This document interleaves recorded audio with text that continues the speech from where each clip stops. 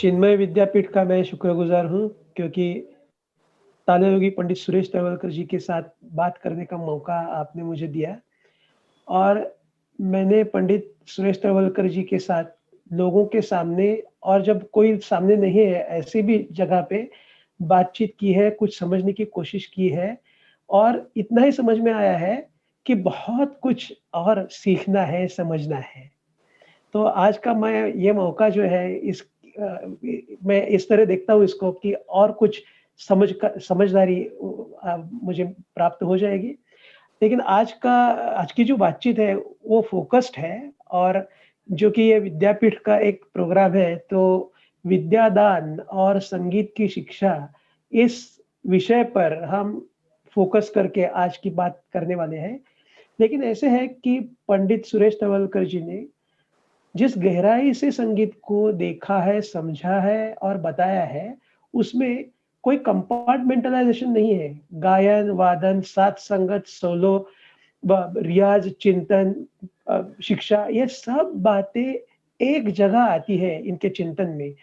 तो जब हम आज संगीत की शिक्षा के बारे में बात करेंगे, तो यकीनन संगीत के बारे में जिस गहराई से पंडित जी ने सोचा है, उस गहराई का भी परिचय हमें रहने ही वाला है। तो गुरुजी शुरुआत करते हुए मैं आपसे ये कहना चाहूँगा कि आपने संगीत के बारे में जो बहुत महत्वपूर्ण बात कही है कि संगीत को आम जगत में एक मनोरंजन का साधन समझा जाता है, कला समझा जाता है। जिस जो लोग उस कला का अध्ययन करते हैं, वो उसको शास्त्र समझते हैं या जो उस कला के बारे में कुछ कहाँ जहाँ कहीं से मिलती है कोई जानकारी कुछ ज्ञान वो प्राप्त करते हैं, वो उसको विद्या कहते हैं। लेकिन आपने इस कला को भली-भाँति समझाया और आपने कहा है कि ये साथ-साथ तंत्र, शास्त्र, विद्या और कला है। तो ये जो एक अ, चौगुना अस्तित्व है संगीत का, इस अस्तित्व का और संगीत शिक्षा का बहुत करीब का ताल्लुक है और आप संगीत शिक्षा के बारे में जो कहते आए हैं, आपके जो संगीत शिक्षा के बारे में जो विचार हैं, उन विचारों में भी हम समझते हैं कि कला का ये जो चौमुखी स्वरूप है, इसका आपने बहुत ज़िक्र किया है, इसके बारे में सोचा है। तो मैं चाहता हूँ कि आप संगीत का ये जो 4 स्तरों पर अस्तित्व है, इसके बारे में पहले हमें थोड़ा वाकिफ़ कराइए और उसके बाद हम संगीत की शिक्षा और उसके बारे में आपके विचार जो है, वो समझने की कोशिश करेंगे, आपसे बात करेंगे। बिल्कुल, कुछ भी कहने के पहले स्वामी जी को मैं प्रणाम करता हूँ। स्वामी जी नमस्कार। नमस्ते। मुझे बहुत अच्छा लग रहा है और चिन्मय मिशन या चिन्मय नाद बिंदु, ये मैं अपने घर की बात समझता हूँ कि अपना एक अपने घर की बात है। जैसे मेरा आश्रम है, तो वो भी मैं वैसे ही मानकर चल रहा हूँ। तो जैसे मंजूषा का फ़ोन आ गया है, तो मैंने फट से कहा कि हाँ, मैं तैयार हूँ। आप बताइए कब करना है? ज़रूर। और मुझे म स्वामी जी के बहुत आशीर्वाद मिलते रहे और मैं बहुत प्रसन्न हूँ कि आज ये सब लोग सुन रहे हैं उनकी वजह से। तो मैं शुरुआत करने के पहले मैंने थोड़ा सोचा है संगीत जो कि संगीत का संबंध 4 स्तर क्या है? क्योंकि हमारा शास्त्रीय संगीत है। शास्त्रीय संगीत मतलब इसके पीछे शास्त्र की भूमिका बहुत अहम है, अहम। महत्वपूर्ण है, अहमपूर्ण है, बहुत महत्वपूर्ण है। क्योंकि शास्त्र का जिक्र मैं बहुत शॉर्ट में बताता हूँ कि सारेगपतसा का भूप भी होता है, देशकार भी होता है, जयत भी होता है, पहाड़ी भी होता है। जैसे 14 मात्रा के आड़ा चौताल होते हैं, झुमरा होता है, धमार होता है, दीपचंदी होती है। तो इसको सही रूप में समझने के लिए जब प्रयास होता है, उसको शास्त्र ही कहते हैं और शास्त्र की भूमिका निभाते हैं। हम कभी दीपचंदी को धमार नहीं कहते हैं और धमार को झुमरा नहीं कहते, झुमरा को आड़ा चौताल नहीं कहते, भूप को देशकार नहीं कहते। तो इसके पीछे शास्त्र की भूमिका बहुत महत्वपूर्ण है। हम्म, और ये शास्त्र तो ऐसे ही तंत्र की भूमिका है। तंत्र मतलब कैसे कहना, कोई भी चीज कैसे बजाना, उसका तंत्र होता है। कैसे आवाज लगाना, कैसे खड़े होना अगर डांसर हो तो इसके तंत्र की भूमिका बहुत महत्वपूर्ण तंत्र की है। तंत्र के बगैर ये हम लोग पा ही नहीं सकते कुछ भी चीज। हम्म, तंत्र को पाना पूरा लाइफ जाता है। फिर उसके पीछे है विद्या, मतलब मैटर, तरह तरह के राग रागिनियां, गायकी, घराने, उनकी बंदिशें। तो ये सारा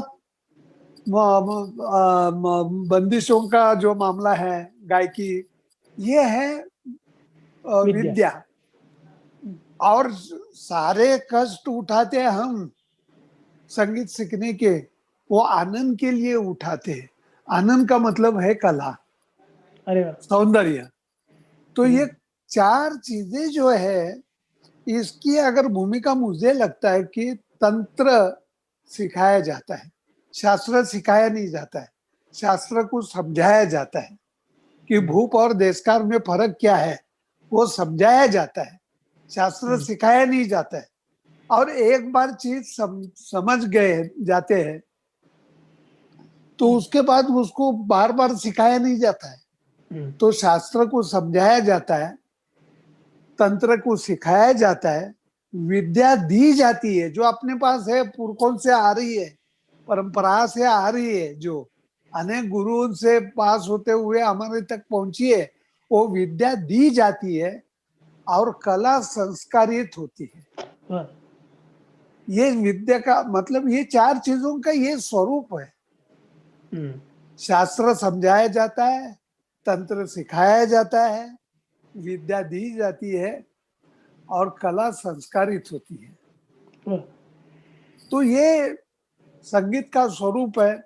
गुरु अगर ये चार चीजों को ठीक से नहीं समझे, हर एक गुरु इसकी पहचान वो गुरु शिष्य परंपरा में शागिर्द को बता ही देता है। ये चार ही चीजें, चारों चीजें।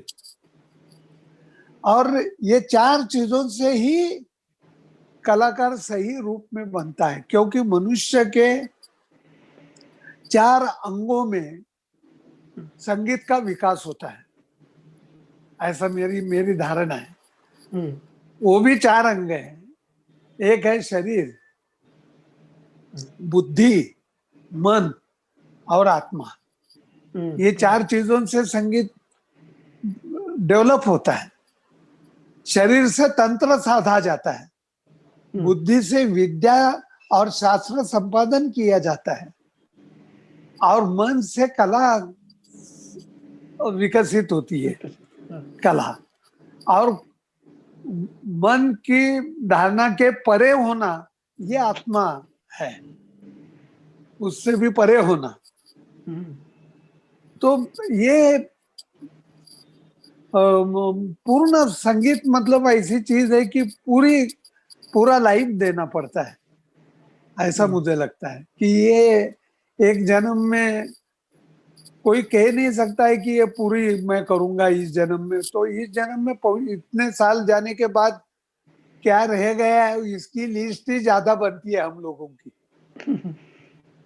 कि अरे ये तो रह गया मेरा, ये रह गया है, ये रह गया है। इसका जब एहसास होने लगता है तो सही रूप में विद्या का संभव आता है, और ये विद्या अगले पीढ़ी तक पहुंचाई जाती है। क्या बात है। वो है गुरु शिष्य परंपरा, हम्म, मुझे लगता है सही रूप में। ये गुरु शिष्य परंपरा में गुरु की भूमिका है, बहुत महत्वपूर्ण है। वैसे शिष्य की भूमिका भी महत्वपूर्ण मैं मानता हूँ। आप तो जानते हैं केशव, मैंने किताब लिखी है उसमें, पूर्णलाल आवर्तन जी में ने, आपने। Yes yes. आवर्तन में। तो मुझे लगता है कि गुरु में तीन चीजें आवश्यक मैं मानता हूँ। गुरु में, क्योंकि हम्म, हमारे गुरु हमने ऐसे देखे। तब देखने के बाद आज लगता है कि गुरु का क्या महत्व है। हम्म, गुरु आज सिखाता है, लेकिन आज कभी भी मालूम नहीं पड़ता है, हाँ, कभी भी नहीं मालूम पड़ता है आज। क्योंकि गुरु सिखाता है, 10 साल के बाद मालूम पड़ता है कि गुरु ने हमको क्या सिखाया। वो 10 साल के बाद मालूम पड़ता है कि अरे क्या सिखाया, क्यों हम्म, सिखाया, कैसे सिखाया, कब सिखाया। अपने हम्म, आप को 6 क्वेश्चन करते जाइए। What, why, where, when, which and how, 5 W and 1 H। आप कोई भी स्टेटमेंट करिए, ये 6 सवालों का जवाब आ जाता है, तो उससे प्रिंसिपल बाहर आता है और हम प्रिंसिपल के हो जाते हैं, हम्म, वैयक्तिक नहीं रहते हैं। ऐसा मुझे लगता है। हम्म, तो गुरु, मुझे लगता है कि गुरु के लिए पहले गुरु ज्ञानी होना चाहिए, फिर हाउ टू टीच मालूम होना चाहिए, और उसके बाद विलिंग टू टीच होना चाहिए। हम्म, ये भी बहुत जरूरी है। ये 3 चीजें में से एक भी चीज गुरु के पास नहीं रहे तो नहीं कार्य हो सकता है, हम्म, कार्य नहीं हो सकता है। बहुत बार ऐसे होता है कि अगर शागिर्द को नहीं आ रहा है, मैं सिखा रहा हूं और नहीं आ रहा है, इससे गुरु को तकलीफ जो होती है, हमारे गुरु को होती थी, हम्म, वो आज मालूम पड़ता है। फिर हम जब सिखाने लगे तो मेरी भी अवस्था ऐसी ही हो गई थी बहुत बार, बहुत बार कि अरे अपने हम्म, शागिर्द को इससे ये नहीं निकल रहा है, क्या करने हम्म, से निकलेगा। सोचते सोचते सोचते रात को सपने में भगवान मार्ग भी दिखाता है कि ये देखो, ये उंगली उठाने के लिए बोलो, इसका तिरकिट ठीक हो जाएगा। हाँ, हाँ, तो भगवान मार्ग दिखाता है, लेकिन उसके पहले इच्छा तो होनी चाहिए कि अगले को आना है। हम्म, हमारी कला उसको वहां तक पहुंचनी है, ये तो इच्छा होनी चाहिए। हम्म, ये इच्छा मैं बहुत मानता हूं। तो ये गुरु के लिए मैं 3 चीजें बहुत महत्वपूर्ण मानता हूं। और उसके साथ साथ शागिर्द कैसे होना चाहिए। फिर शागिर्द के लिए मुझे लगता है कि पहले सरेंडर होना चाहिए।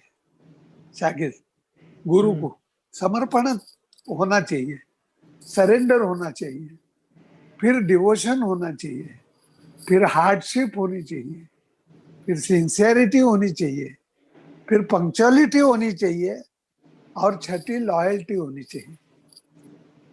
हम्म, ये 6 चीजें होनी ही चाहिए। इसमें हम, अभी हम लोग सिखाते हैं, इंटेलिजेंट को एक्सपेक्ट नहीं करते हम, हम्म, क्योंकि इंटेलिजेंट कोई होता है तो डर लगता है कि इसका इंटेलिजेंट इसको दूर लेके जाएगा रियाज से, हम्म, क्योंकि ये साधना संबंधित विषय है। दिमाग को, हम समझे हुए चीज को एक एक 108 बार एक पलटा घोटने का बहुत इंपॉर्टेंट, महत्वपूर्ण है।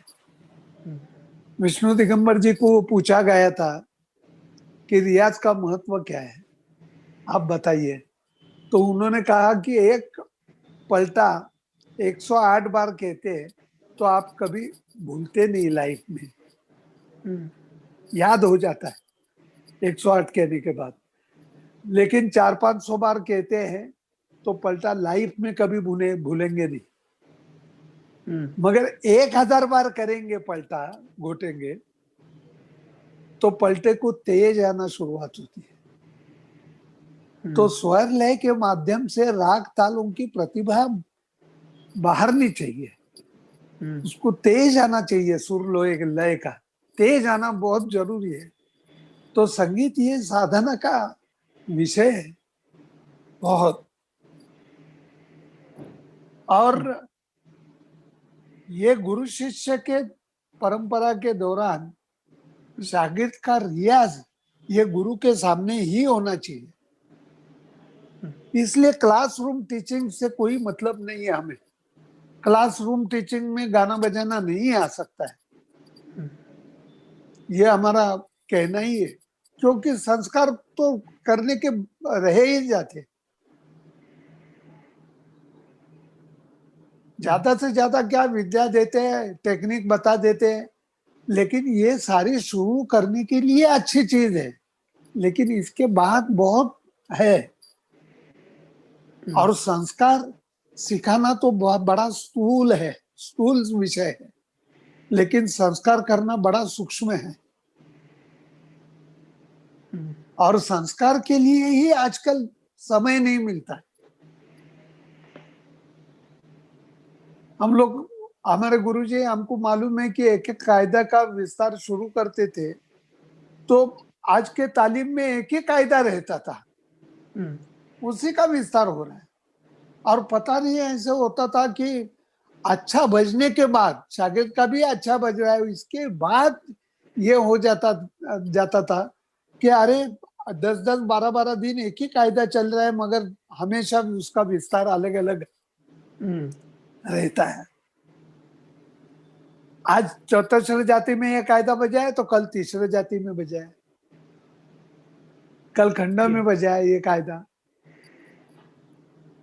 तो अलग अलग राइट, अलग अलग छंदों में वही कायदा बजाने का, वही बंदिश करने की, ये तो वो संस्कार की बात है, और इतनी सूक्ष्म है ये बात कि लेकिन उसके गुरुजी, लिए आप जो कह रहे हैं कि गुरु शिष्य परंपरा, तो ये गुरु शिष्य परंपरा प्राचीन भारत में बाय डिफॉल्ट हम जिसको कहते हैं वैसे ही थी कि क्योंकि कोई भी कला हो, कोई भी शास्त्र हो, कोई भी विद्या हो, वो गुरु गृह में जाके रह के, गुरु के साथ रह के ही 12 साल, 8 साल, 12 साल, 16 साल शिष्य को वो हासिल करनी पड़ती थी। वो सिस्टम थी। तो आज के ज़माने में तो विद्या और एजुकेशन हम जिसको कहते हैं, शिक्षा कहते हैं, उसकी प्रणाली बदल गई है क्योंकि सामाजिक व्यवस्था पूरी बदल गई है, ज्योग्राफी बदल गई है और सामाजिक साधन बदल गए हैं। तो अभी बाय डिफ़ॉल्ट गुरु शिष्य परंपरा नहीं होती है। गुरु शिष्य परंपरा से विद्या लेना, ये चॉइस करना पड़ता है क्योंकि दूसरे अल्टरनेटिव्स भी लेकिन मैं तो गुरु शिष्य परंपरा से ही सिखा रहा हूँ, आप जानते हैं। यस, तो हाँ, आप जानते हैं कि मैं गुरु बिल्कुल शिष्य परंपरा से ही सिखा रहा हूँ। जब बम्बई में था, तब हमारे घर में आप विजय घाटे रहते थे, रामदास आते थे, शांति रहता था, सारे इतने लोग घर में रहकर सीखे, तब जाके कलाकार बने। सही है। आपके कला गुरु जो शिष्य होती है, परंपरा हाँ, क्योंकि हाँ।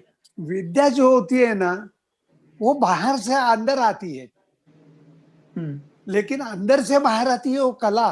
और कला तक पहुंचने के लिए कले का पहले आस्वाद तो लेना आना चाहिए, उसके लिए समय तो देना चाहिए कि ये गुरु से कैसे निकल रही है, इसके संस्कार करेंगे कब। वो अगर संस्कार नहीं हुए तो फिर हम लोग टेक्निक का माध्यम बन जाएंगे, टेक्निकल बन जाएंगे, रटा हुआ किया हुआ बजाते जाएंगे, गाते जाएंगे। हमारे शरीर के चारों अवस्था, शरीर, बुद्धि, मन और मैं मैं आत्मा, हाँ, मैं यही कहना ये चाहता हूँ कि चारों की आज के बढ़त होनी चाहिए। हाँ, सही है। और ये गुरु ने सोचने की बात है कि मैं जो सिखा रहा हूँ शागिर्दों को, वो ये चार स्तरों पे मैं सिखा रहा हूँ क्या। हाँ, क्योंकि हमारे म्यूजिक की डिमांड क्या है, परंपरा का तो संचय होना ही है, लेकिन जिस परंपरा से अगर नवता नहीं निकले तो परंपरा बासी हो जाएगी। परंपरा से नवता तो निकलनी ही चाहिए, ये हमारे म्यूजिक की डिमांड है। हमने यही ऑब्जर्वेशन किया है आपके बारे में कि जैसे मैंने कहा कि बाय डिफॉल्ट गुरु शिष्य परंपरा नहीं है। आज के ज़माने में भी गुरु शिष्य परंपरा से आपने तालीम दी है, शिक्षा दी है और आपका रिज़ल्ट उसका मिला है हमें, फिनिश्ड प्रोडक्ट मिला है। लेकिन आज के जो चोटी के कलाकार, गायक, वादक हैं, क्या ये इन लोगों ने भी गुरु शिष्य परंपरा में, गुरु गृह में गुरु के साथ रह के विद्या ग्रहण की है या गुरु के पास आते-जाते उन्होंने मतलब अबे गुरु के उसका पास स्वरूप, उसका स्वरूप थोड़ा बहुत अलग हो हाँ, सकता है कि गुरु के घर में नहीं रहने की जगह हो गई, लेकिन गुरु के हुँ, साथ मैक्सिमम सहवास करना, हाँ, गुरु कैसे सोचते हैं, हुँ, कैसा चिंतन करते हैं, कैसे मनन करते हैं, हुँ, क्या सोचते हैं, आप टाइम तो दीजिए कि गुरु को ऑब्जर्व करने के लिए। अगर ये ऑब्जर्व ही नहीं करेंगे तो रह जाएगी बातें। हुँ, क्लासरूम टीचिंग से ये खुशबू आ ही नहीं सकती है, मैं हुँ, आपको हुँ। बताता हूँ, बिल्कुल नहीं आ सकती है। एक इतना क्लास टाइम हो, क्योंकि हमारी म्यूजिक की ताकत सही जो है वो ये है, हमारे म्यूजिक की। तो क्या आप ये कहना चाहते हैं कि गुरु शिष्य परंपरा में जो कि समय की पाबंदी नहीं है, बहुत ज़्यादा समय गुरु और शिष्य एक साथ गुज़ारते हैं, इसलिए ये जो यहाँ से वहाँ तालीम देना है या संस्कार करना है, वो पॉसिबल होता है और अगर उतना समय हम नहीं दे सकते, तो फिर नतीजा नहीं मिलता है। क्या ऐसे कहना उचित रहेगा? नहीं, यही है, समय नहीं देते हैं, हुँ, समय हुँ। दे नहीं सकते हैं। गुरु शिष्य परंपरा हम अभी अभी भी मैं जाता हूँ अपने मेरे गुरुकुल में, हुँ, हुँ। तो ज्यादा से ज्यादा 4 चीजें लेता हूँ, 4 या 5, हुँ, हुँ। 4 घंटे भी। नहीं, गुरुजी मैं ये पूछना चाहता हूँ कि अगर क्लासरूम में बैठ के पढ़े या गुरुजी के घर के एक रूम में बैठ के पढ़े, गुरु के सामने बैठ के तो पढ़ना है, काम करना है, तो गुरु शिष्य परंपरा में जो कि गुरु और शिष्य साथ-साथ रह रहे हैं, तो जिसको हम फॉर्मली सीखने का टाइम बोल रहे हैं, उससे भी वो वही टाइम तक रिस्ट्रिक्टेड नहीं है। बाहर भी गुरु क्या सोच रहे हैं, कैसे सोच रहे हैं, क्या देख रहे हैं, वो सब देखने का एक शिष्य को मौका मिल रहा है। तो क्या ये मौका आधुनिक पद्धति में भी दिया जा सकता है कि दिया जहाँ जा पे सकता है, हुँ, दिया जा सकता है।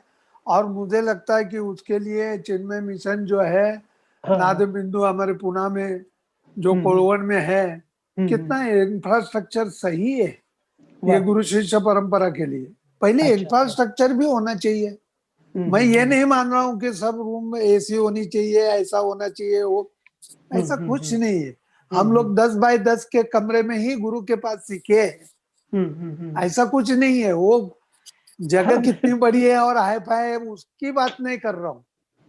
उससे कहीं गुना हुँ, गुरु शिष्य की भावना क्या है। भावना क्या है? हाँ, और उस भावना का विकास होने के लिए भी जितना समय चाहिए, उतना समय तो ये जो अपनी घर गृहस्थी छोड़ के या अपने घर पे शिष्य रह रहा है और 1 घंटे के लिए, 2 घंटे के लिए सीखने जा रहा है, ये सिस्टम ठीक नहीं है संगीत के लिए आई मीन मतलब ये कंप्लीट नहीं है, कंप्लीट नहीं कंप्लीट है। कंप्लीट नहीं है। हाँ, ऐसा तो मुझे कहना है। सिखाने वाले तो सिखाते हैं, कम से कम नहीं टाइम समय मिलता है तो एक जितना मिलेगा इंट्रोडक्शन तो उतना मिलती है तो। कम से कम, हाँ, इंट्रोडक्शन तो बस मिलती है। ऐसा कुछ नहीं है मुझे, मतलब बहुत लेकिन ये जैसे नहीं मुझे जैसे कि कहना है। चिन्मय विद्यापीठ है, इस तरह से आपका जो तालव्य आश्रम है या आईटीसी एसआरए है या आधुनिक गुरुकुल है कि वहाँ पे आधुनिकता भी है और जो पारंपरिक गुरु शिष्य दोनों का जो संवाद है और एक जगह पे रहना और सोचना है।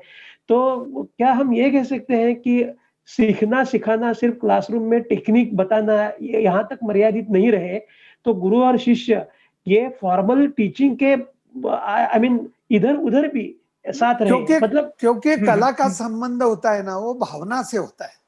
हुँ, हुँ, और एक दूसरे की भावना समझने के लिए पहले समय तो दे दीजिए। हुँ, हुँ, अगर ये भावना ही नहीं रहे तो कैसे अच्छा, कला कैसे बाहर आएगी। हुँ, हुँ। भावना के बगैर बाहर आ जाएगी। तो क्या हम ये कह सकते हैं कि जो निपुणता क्लासरूम आएगी, तंत्र हुँ, में निपुणता आएगी, समझता हुँ, हूं मैं, आ सकती है।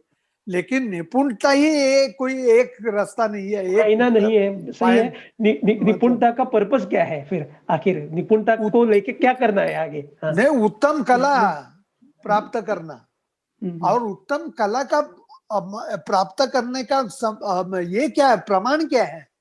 सही है। कुछ समय तो ऐसी चीज आनी चाहिए कि आप अपना अस्तित्व खो गए। हुँ, हाँ, ये तो अवस्था आनी चाहिए। म्यूजिक ये अवस्था तक जाने वाला है। देखिए, अरे हम वाह! आत्मा के अवस्था जो बारे में आपने आप पूछेंगे हाँ, तो टर्म हम यूज़ नहीं किया। बता सकते आत्मा यानी क्या है, नहीं हुँ, बता सकते, तो यही लोग बता सकते हैं। हम लोग नहीं बता सकते, लेकिन हम अवस्था तक जाते हैं संगीत को लेके, एक अवस्था तक जाते हैं, और वो अवस्था क्या है, पूरी लगन की वहां जिसमें हम तक खुद को भूल जाते हैं। अरे कितना भूलेंगे, एक दो क्षण भूल जाते, हाँ, लेकिन यही क्षण तो बढ़ाने हैं अपने साधना हाँ, में। ये हाँ, वाह! पर्पज है संगीत का। वाह! और ये जब अम, भूलने की स्थिति हुँ, हुँ, जो हुँ, है अपने आप को, हुँ, संगीत क्यों करने का, हुँ, सही है। मैं कौन हूं ये बताने के लिए नहीं, मैं कौन नहीं नहीं हूं। जो आपने कहा है सही है। यही है वो, अपने को शो नहीं करने का है तो शो हो जाएगा ना। कला हुँ, का हुँ, हुँ, संबंध क्या है, एक हुँ। अवस्था से सीमित तो अवस्था तक क्लासरूम जाना है। क्लासरूम हम जिसको कहते हैं, वो क्लासरूम स्टाइल का जो टीचिंग है और शिक्षा है, उसमें औपचारिकता है, फॉर्मेलिटी है और गुरु अपने पूरे रंग में निखर नहीं उठते हैं शिष्य के सामने। ये शायद इसकी मर्यादा है, ऐसे कह सकते हैं हम नहीं, कि समय की अगर पाबंदी आ गई ना, हाँ। क्योंकि म्यूजिक मेरे हिसाब से ये तो फुल टाइम जॉब है, हुँ, हुँ, हुँ। हाफ टाइम नहीं है। नहीं, आप टाइम नहीं है। पूरी सच्ची कहता ज़िंदगी हूँ। लोगों ने और कई दफ़े हम कहते आए हैं कि एक जन्म की भी नहीं है, जन्म-जन्म में बिल्कुल।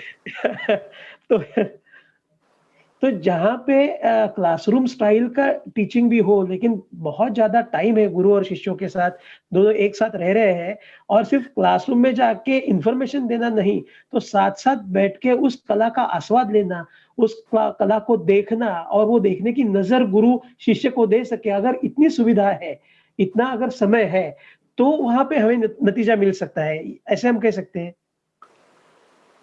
हाँ, मतलब आजकल समय से तो सारे लोग जो समय चल रहा है, हुँ, उस हुँ। समय में बहुत लोगों को अपने मन के खिलाफ तो बहुत एडजस्टमेंट तो करनी ही पड़ती है। हुँ, हुँ। सर्टिफिकेट लेने के लिए भाई हम लोग तबला सीख रहे हैं, गाना सीख रहे हैं, चलो हमको डिग्री मिलनी चाहिए, इसके चक्कर में तो रहते हैं। लेकिन हुँ, हुँ। एक मुझे लगता है कि आइडियली इसका स्वरूप जो होना हुँ, चाहिए कि हमें संगीत आना है, हुँ। सर्टिफिकेट जो मिलना है वो बाय प्रोडक्ट करके मिलेगा। बाय प्रोडक्ट है, हुँ, हुँ। ऐसा मैं मानता हूँ। वो तो ठीक है, मिलना है, लेकिन वो बाय प्रोडक्ट लेकिन और गुरुजी सही मैं रूप में। एक ये पूछना चाहता हूँ कि जो हम हमारी फॉर्मल एजुकेशन में भी देखते हैं हम कि अगर कोई इंग्लिश लिटरेचर पढ़ता है या मराठी लिटरेचर पढ़ता है, क्लास में प 50 बच्चे हैं, तो पूरे सब 50 के 50 बच्चे लिटरेचर के स्टूडेंट नहीं रहते हैं। हालाँकि वो सामने बैठे हैं, क्वेश्चन आंसर लिखेंगे लेकिन वो लिटरेचर के स्टूडेंट नहीं है। जिसको हम लाइफ मिशन कहते हैं वो उनके पास नहीं है। ऐसे भी लोगों को हम पढ़ाते रहते हैं क्योंकि जब 25-50 लोगों को पढ़ाएँगे, 100 लोगों को पढ़ाएँगे तो उसमें से 1 या 2 निखर उठेंगे। तो क्या संगीत शिक्षा में भी ये ऐसा मामला रहता है क्या?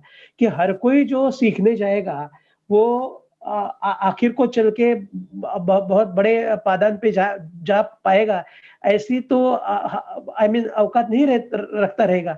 और वो पहले दिन जब शिष्य आता है तो गुरु भी उसको पहचान नहीं सकता है ना कि ये लंबे रेस का घोड़ा है या सर्टिफिकेट लेके बैठने वाला है।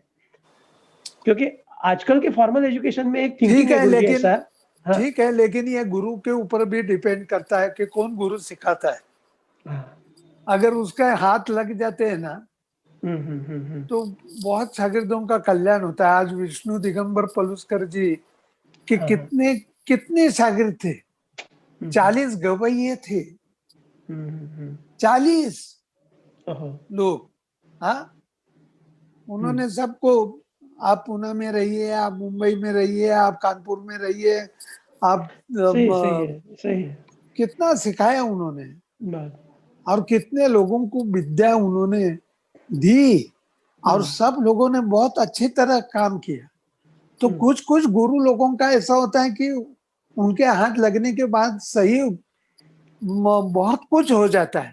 ये बहुत अच्छी बात है आप जो कह हो रहे हैं सकता है लेकिन कि उसमें, हाँ, हो सकता है कि बहुत नामचीन उसमें से 10-12 ही होंगे, सही है, लेकिन दस सही है। दस बारह कम नहीं है। 10-12 कम नहीं, बिल्कुल कम नहीं। हाँ, एक भी एक भी कम नहीं है अगर एक बनता है तो।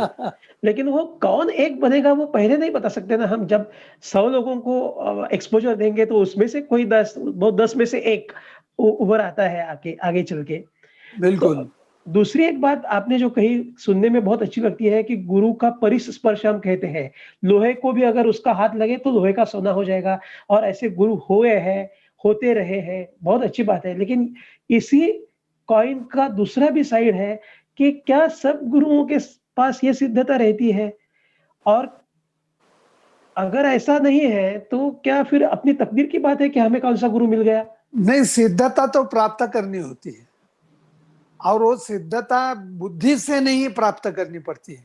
पहले भावना होनी चाहिए हुँ, गुरु में हुँ, कि हुँ, ये मेरे तक आप मेरे गुरु ने जो विद्या दी है वो हुँ, दूसरे को आनी चाहिए। हुँ, ये पहले भावना होनी चाहिए, बहुत सशक्त भावना होनी चाहिए। हुँ। और ये भावना अगर रहे तो परमेश्वर मार्ग दिखाते रहता है वाह! उसको। वाह! वाह! जैसे आपने पहले भी कहा कि intelligence you do not look for intelligence. बुद्धिमत्ता बहुत ज़्यादा चाहिए ये बात नहीं है। नहीं है, मन की शक्ति चाहिए आप कहते आए हैं। बिल्कुल। हुँ, हुँ, अभी इतने सालों के बाद मैं यहाँ तक आ गया हूँ। हुँ, हुँ। मुझे ऐसा लगता है कि मैं यहाँ तक समझ गया हूँ। अगर गुरुजी भावना रहे ना कि हुँ, अरे इससे मेरे से अच्छा बचना चाहिए। हुँ, हुँ, मुझे कुछ लोग मिलते हैं, कभी-कभी कहते हैं और मुझे थोड़ा सा दूषित जलील करने के लिए बोलते हैं कि आपसे आपके शागिर्द बहुत अच्छा बजाते हैं।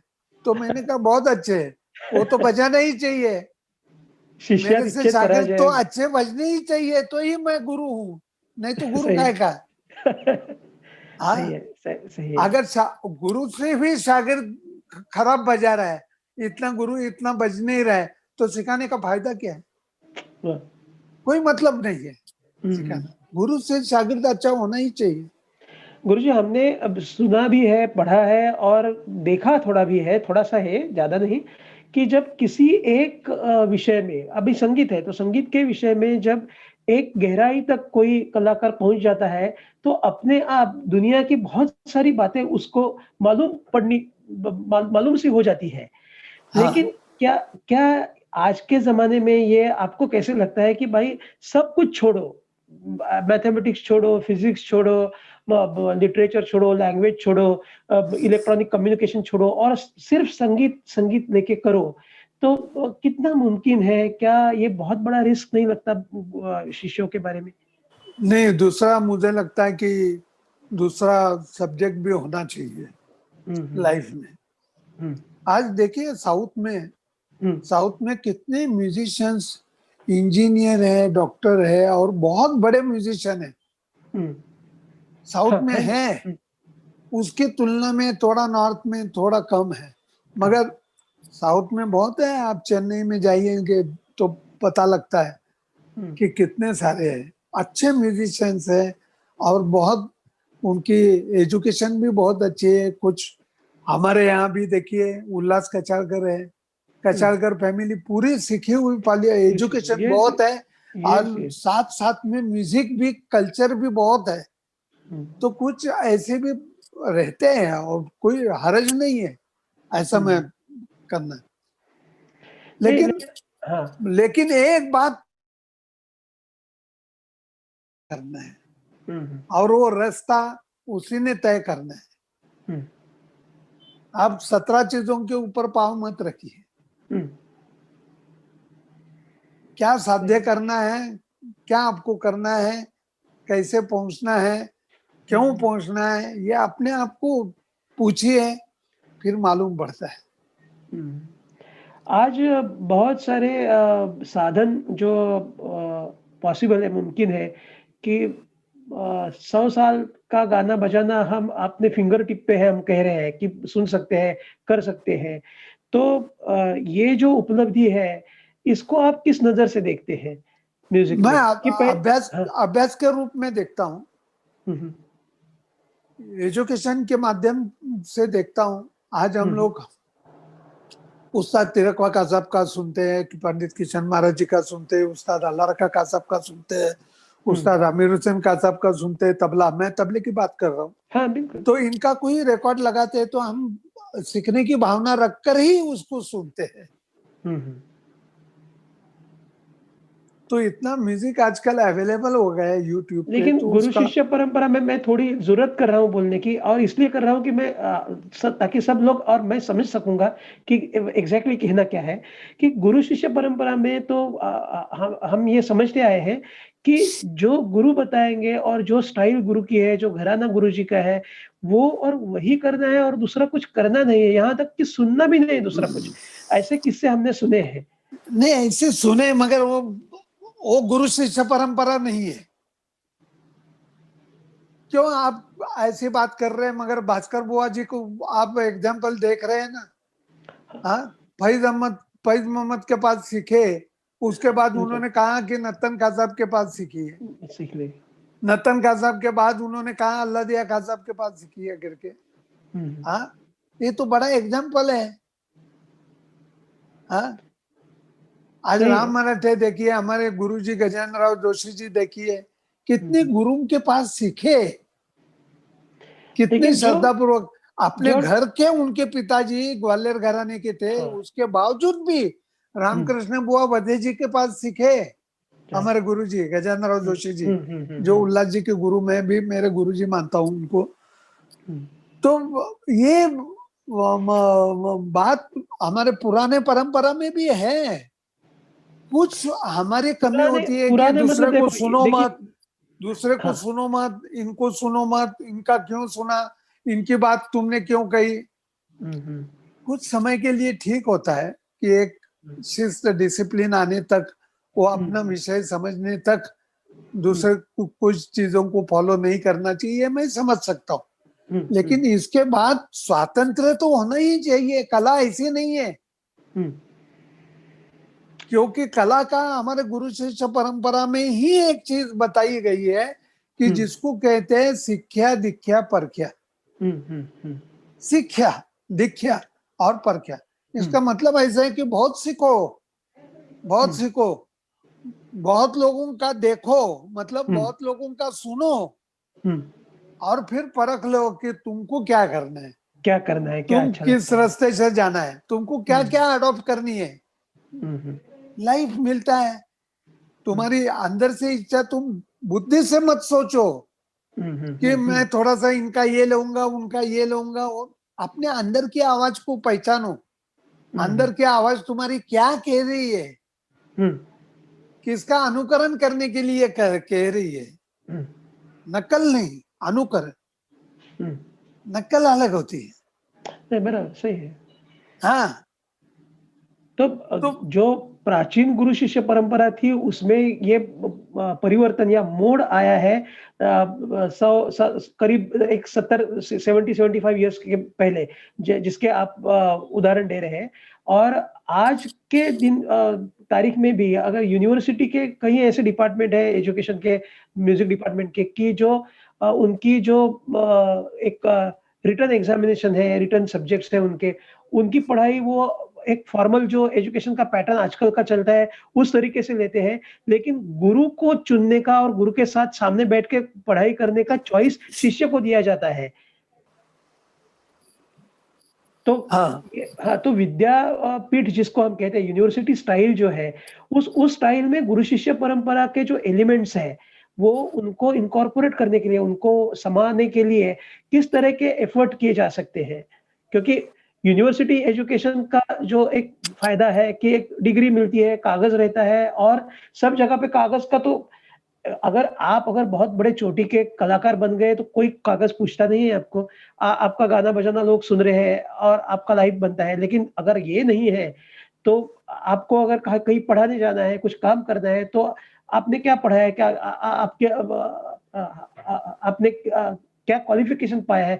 ये तो डिग्री तो लगती है। तो यूनिवर्सिटी का जो एजुकेशन है, उसकी डिग्री और गुरु शिष्य परंपरा में जो तालीम दी जाती है या गुरु शिष्य परंपरा में जो संस्कार इस होता रहता है। हाँ, ये दोनों चीजों का अगर कॉम्बिनेशन बन जाए हाँ। तो बहुत अच्छा रहेगा, यही मुझे कहना है। तो इस कॉम्बिनेशन के लिए कुछ वर्क। यह कॉम्बिनेशन के लिए तो पहले पूना यूनिवर्सिटी में सावित्रीबाई फुले इसमें तो गुरु शिष्य परंपरा के अंदर ही उन्होंने डिजाइन किया फॉर्म, हाँ, गुरु का जिसमें चॉइस है वहाँ पंडित पे, राइट। पंडित जितेंद्र अभिषेकी जी का बहुत बड़ा रोल था हम्म। ये डिजाइन बनाने में, हम्म। पूना का। और दूसरी एक बात मैं कहना चाहता हूँ कि गुरु शिष्य परंपरा में जिसको हम इंटर्नशिप कहते हैं, कि शिष्य शागिर्द गुरु के साथ जा रहा है, फिर वो स्टेज में गुरु के साथ तानपुरा बजाने या ठेका धरने बैठ रहा है, और धीरे-धीरे फिर वो आर्टिस्ट बनता है। तो ये जो उसको एक इंक्यूबेशन मिल रहा है या इंटर्नशिप मिल रही है, तो क्या ये इंटर्नशिप ये यूनिवर्सिटी स्टाइल का जो एजुकेशन है, क्या इसमें लाई जा सकती है? क्योंकि बहुत यूनिवर्सिटी का बहुत कम होता है, हुँ, बहुत कम होता है, हुँ। बहुत कम होता है। और आखिर में एक, क्योंकि समय की भी हमें पाबंदी है और ये टॉपिक तो बहुत बड़ा है, लेकिन एक मैं और एक लास्ट बात पूछना चाहता हूँ कि एक यूनिवर्सिटी में एक रेसिडेंट गुरु रहे या रेसिडेंट भी नहीं रहे, फुल टाइम रहे, तो वो एक पढ़ाते हैं, एक बैकग्राउंड प्रिपेयर कर लेते हैं बच्चों की। तो क्या जो जैसे कि हम आज बात कर रहे हैं, Taal Yogi Pandit Suresh Talwalkar is not a faculty. आप इसके चिन्मय विद्यापीठ के फैकल्टी नहीं हो, लेकिन चिन्मय विद्यापीठ में आके उनके बच्चों के लिए आज आप बात कर रहे हो। कल शायद 8 दिन का, 10 दिन का एक वर्कशॉप करोगे। तो जो बड़े गुरु हैं, तो क्या उनका जो नॉलेज है, उनका जो एक्सपीरियंस है पढ़ाने का भी, गुरु के तौर पे भी एक्सपीरियंस है, उस एक्सपीरियंस का फ़ायदा विद्यापीठीय जो एजुकेशन है, उसमें किस तरह से लिया जा सकता है?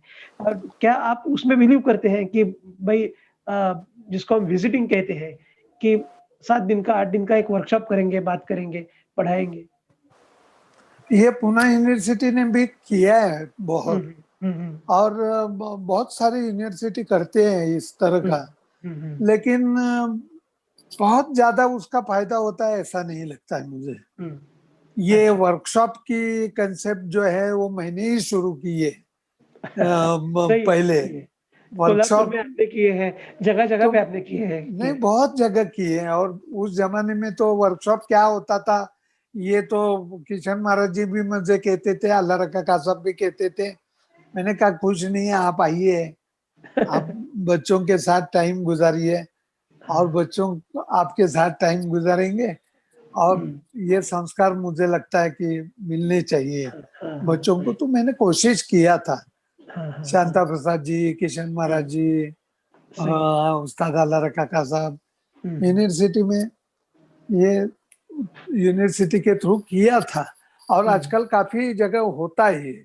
हुँ, लेकिन एक गुरु के पास सीखना और उसकी कला प्रेजेंटेशन के मतलब प्रेजेंटेशन तक उसको शागिर्द को लेके जाना, हुँ। ये गुरु के ऊपर रिस्पॉन्सिबिलिटी होनी चाहिए, अच्छा, ऐसा मुझे हाँ, हाँ। लगता है, हाँ, हाँ, हाँ। जो मैं लेता हूँ और मैं आप मेरी लेते हैं। है करके मानता हूं मैं कि सही इसका है। बजना चाहिए। हुँ, हुँ, हुँ। आश्रम में कोई भी मेरे पास सीखने आता है तो मेरी धारणा यही रहती है कि इसका एक परफॉर्मेंस हुँ।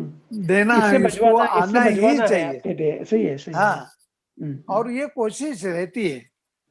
तो उसके लिए रियाज करना, 108 आवर्तन के होने हुँ, चाहिए। हुँ, ऐसे हुँ। हर रोज सुबह हमारे 6-7 108 के आवर्तन हो जाते हैं, हुँ, हुँ।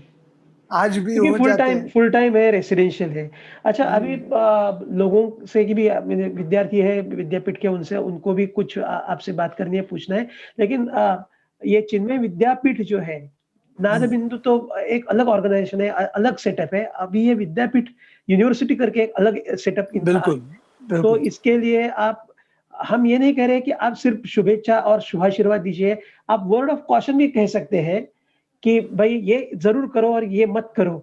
ऐसा कोई एक संदेश दीजिए और उसके साथ हमारी जो बातचीत है, ये चरण हम यहाँ पे समाप्त करेंगे। नहीं, मैंने तो परम पूज्य स्वामी जी तेजोमयानंद जी से कहने गया था, मैं यही बात कहने गया था कि हमारा गुरुकुल और गुरु शिष्य परंपरा रहनी चाहिए। हुँ, और मुझे लगता है कि ऐसे इंस्टीट्यूट के लिए अगर 2-4 कलाकार बन जाए, हुँ, हाँ, तो मुझे कामयाबी लगता है रहेगी। कि बहुत बड़ी कामयाबी रहेगी, हाँ, ऐसा हाँ। मुझे। और फिर ये भी उनका सोचना अच्छा है कि ऐसे कामयाबी होने वाले शागिर्द को सर्टिफिकेट भी मिले, और हाँ। कल गुरु ऐसे विद्यापीठ में अगर आने लगे, हुँ, हुँ, केवल डिग्री के नहीं, ऐसे गुरु आने लगे, तो हुँ। सही एक रास्ता बन सकता है, ऐसा मुझे लगता है। तो इस रास्ते के लिए हम प्रार्थना करते हैं बिल्कुल, और मेरी जहाँ पे स्वामी जी जैसे बहुत पवित्र मैं तो आदरणीय केवल शुभकामना नहीं देता हूँ, मैं अपना सहयोग कंट्रीब्यूशन भी आप दे कर रहे हैं, बिल्कुल सही है, देना सही है। पसंद करता हूँ मैं, हमेशा, बहुत अच्छे। हमेशा। स्वप्निल जी, अभी आपके यस। पास जिन लोगों के क्वेश्चन आए रहेंगे उसमें से कई ऐसा रहता है, कई दफ़े मैंने देखा है कि सेशन की शुरुआत में लोग क्वेश्चन देते हैं, लेकिन जब सेशन समाप्त होने को आता है, तो बोलते हैं कि नहीं जवाब मिल गया है, अभी पूछना नहीं चाहते। अ, एक क्वेश्चन हमारा एक स्टूडेंट है जय किशन, हुँ, उन्होंने हुँ। पूछा है कि पंडित जी आप हमेशा बताते हैं कि ताल का छंद होना चाहिए, तो हुँ, हम गाने हाँ, वाले बजाने वाले ताल का छंद होने के लिए क्या रियाज कर सकते हैं, कुछ प्रैक्टिस क्या करना चाहिए, उसका उसका वो रास्ता क्या है? वो तो शागिर्द का लय ताल के बारे में कहाँ तक सोचना है, वो गुरु ऑब्जर्व करके उसको उस हिसाब से भूमिका निभाते हैं सिखाते टाइम। हुँ, लेकिन छंद आवश्यक मैं क्यों क्यों मानता हूँ, सुनिए। ताल का छंद होना मतलब क्या, कि ताल की मात्रा गिनने की आवश्यकता न पड़ना, इसको ताल का सबकॉन्शियसली छंद होना कहते हैं। हुँ, और ये कि मैं ताल चल रहा है, ठेका चल रहा है, और मेरे हाथ में चल रहा है, लेकिन अभी हाथ में चलने वाला ठेका मेरे दिमाग में घुस गया, और दिमाग में जैसे जैसे स्थिर होते गया, वैसे वो सबकॉन्शियस माइंड में प्रवेश करता है। हुँ, फिर सबकॉन्शियस माइंड में जब ताल की क्रिया स्थिर हो जाती है, तब ताल का छंद होता है। और हुँ, ताल का छंद होना तो राग का क्या होना चाहिए, राग की धुन होनी चाहिए। हुँ, चाहे कितना भी हो, बिहागड़ा हो, खोकर हो, कितना भी मुश्किल राग हो, लेकिन राग की धुन नहीं बने और ताल का छंद नहीं बने, तो हमारा संगीत शुरू नहीं होता है। ये कंप्लीट अवस्था नहीं है। ये ताल का छंद और राग गुरुजी की धुन, ये संगीत शुरू होने की क्रिया है। अरे वाह! इसके बाद शुरू होता है संगीत। वाह! आपसे ऐसा है। आपसे एक तसल्ली पाना चाहते हैं गुरुजी कि हाँ, क्या ये ताल का छंद और राग का जो धुन बनने की जो एक पॉसिबिलिटी है, क्या हाँ। ये हर एक सीखने वाले के पास रहती है या ये भगवान की देन है? हमारे मतलब गुरु जी के पास थी, ये दोनों चीजें सिखाते थे। उनका नाम है पंडित गजानंद राव जोशी जी। नहीं अच्छे तालीम से जोशी इसको जी के, डेवलप हाँ, आज जोशी जी के कोई भी शागिर्द लीजिए, हुँ, कोई भी, कभी ताल में गलत नहीं होते, कभी हुँ, राग में गलत नहीं होते, हुँ, कभी भी। ललित पंचम हो, खोकर हो, बियागड़ा हो, वो अपना हुँ, चालू इजीली चालू पढ़ते थे, सम पे आते थे। उसको हुँ, खास तकलीफ नहीं होती थी कि जानबूझकर सुनो ये कौन सा ताल चल रहा है, अभी कैसे सम पे आऊं, धीन तो लग नहीं रहा है, धीन की राह देख रहा है कि धीन आने के बाद मैं कब मुखड़ा उठूं, कुछ नहीं। और ये ताल का छंद और राग की धुन होने, दूसरे में, दूसरे के ऊपर इन चीजों का असर करना, इसको संस्कार कहते हैं। हुँ। संस्कार यही होते, समझाया जाता है, लेकिन म्यूजिक समाज समझाने के बाद जो नहीं गुरुजी उसके, उनका शायद ये क्वेश्चन है टिपिकली कि क्या इसके लिए साधना करके और ये परिश्रम से साध्य होने वाली वो चीज है? शागिर्द की अवस्था पहले देखनी चाहिए, वो ओके, क्या प्रॉब्लम है, ओके, उसको तरह तरह ओके, का लय ताल का अभ्यास देना पड़ता है। उसको हाँ, तालाध्यान कहते हैं, अच्छा, तालाध्यान कहते हैं। और अच्छा, ऐसा नहीं है कि गाने वाले को जो स्टडी दिया जाता है वही डांसर लोगों को दिया जाता है, ऐसा नहीं है। अच्छा, डांसर लोगों को अलग दिया जाता है। इंस्ट्रूमेंटलिस्ट हो गए सितार सरोद, जैसे उनकी ताल पक्के करने के लिए मैं कुछ लेसन्स देता हूँ, कुछ तालीम देता हूँ, तो उनका एक स्टडी अलग है। ये गायन वादन नृत्य, आप ये मत समझिए कि तबला प्लेयर है तो उसकी लय अच्छी होनी चाहिए और ताल अच्छा होना चाहिए, बिल्कुल नहीं। वो ऐसी मात्रा का टुकड़ा बजा सकते हैं, चक्रधार बजा सकते हैं, लेकिन अपने मन की 2 मात्रा भी बजानी नहीं आती है, ऐसे भी तबला वादक है। ऐसे भी तबला वादक है। तो तबला वादक के भी छंद नहीं हुए ताल लय के, ये भी है। वो गणित बजाता है रटा हुआ, लेकिन आपके अपने मन की 2 मात्रा तिरकिट लगाकर सम पे मुखड़े पे आ गया, ये नहीं हो पाता है। बहुत सारे लोग हैं, आप याद करिए कितने मिलेंगे आपको। तो तरह तरह का आदमी शागिर्द को देखकर इसको क्या स्टडी देना है, अभ्यास, रास्ते पे कि लेके ज्यादा जिसकी पड़ता वजह है। से ये खुल जाएगा उसका, वाह, ये होता है।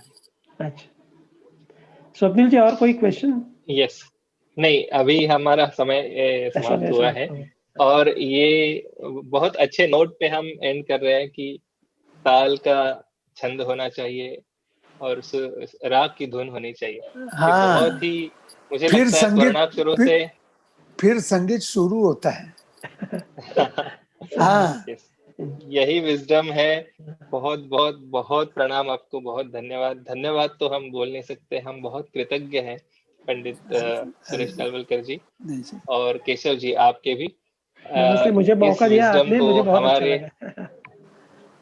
इस विजडम को हम सभी के साथ, पूरे संगीत जगत के साथ शेयर करने के लिए हम प्रार्थना करते हैं फिर किसी न किसी माध्यम से आप फिर से आएंगे, हम आपका आशीर्वाद और मार्गदर्शन पाएंगे तो हमें जरूर बहुत जरूर अच्छा लगेगा। हमारे ज्ञान में और हमारे संगीत कला में कुछ न कुछ वृद्धि होगी, जरूर हम जरूर। प्रयास करेंगे। और ये मौका है हमारे हमें कि स्कूल में आपके आप हम विद्यापीठ के सभी लिए के हम शुभ गुरुकुल, चिंतन देते हैं, करते हैं। वाकई। और आपके विद्यापीठ का नाम बताए और पूरी जगत में छा जाए, ऐसे कलाकार यहाँ पे पैदा हो, यहाँ पे तैयार हो, ऐसे हम शुभकामनाएं देते हैं। बिल्कुल बिल्कुल सही बात है। धन्यवाद, धन्यवाद यही आशीर्वाद धन्यवाद। सदा रहे। Thank you so much. मैं तो आप ही का हूँ, ऐसा समझ लीजिए। और मैं जब भी मुझे ऑर्डर किया है तो मैंने वहाँ हाजिरी लगाई है, और मुझे सुकून मिलता है। हम लोगों को भी ऐसा नहीं है कि हम दूसरे को एनर्जी देती है, लेकिन हमको भी एनर्जी की जरूरत है, और तभी तो ऐसे महान लोगों से हम लोग मिलते हैं और आशीर्वाद क्या पा कही लेते आपने हैं। बात, वाह वाह वाह। और बहुत उस भावना से हम हमेशा मैं जाता हूँ, और मुझे अच्छा ही लगता है। स्वामी जी, आप आज मुझे आशीर्वाद करिए। हाँ, आज मुझे जैसे ही पता चला कि सुरेश जी आने वाले हैं तो मैं तो प्रतीक्षा करता उस समय की। हाँ, और इतनी बातें जो सुनने समझने को मिली तो मुझे तो बहुत ही प्रसन्नता हुई। और आपके आशीर्वाद हमारे सारे विद्यार्थियों को मिल गए, और क्या। और हमने देखा है कि जिनमें विभूति में वो छोटे गांव के बच्चे, उनको भी आप सिखाने को आने को तैयार हो जाते हैं, यही आपकी बड़प्पन है। तो आपके कहने से मैं 1 साल आ गया है, 1 साल। हाँ, राइट। आप और बहुत मैं कभी भी, धन्यवाद। आप कभी भी बुलाइए, मैं आपके लिए तो हूँ ही, हाँ, क्योंकि अभी आपका नहीं है, चिन्मय मिशन हम लोगों का है, सही बात है। ऐसा ही मानते हैं। बिल्कुल। थैंक यू, बिल्कुल। धन्यवाद आपको। हरिओम। नमस्कार, हरिओम हाँ जी, हरिओम। नमस्कार।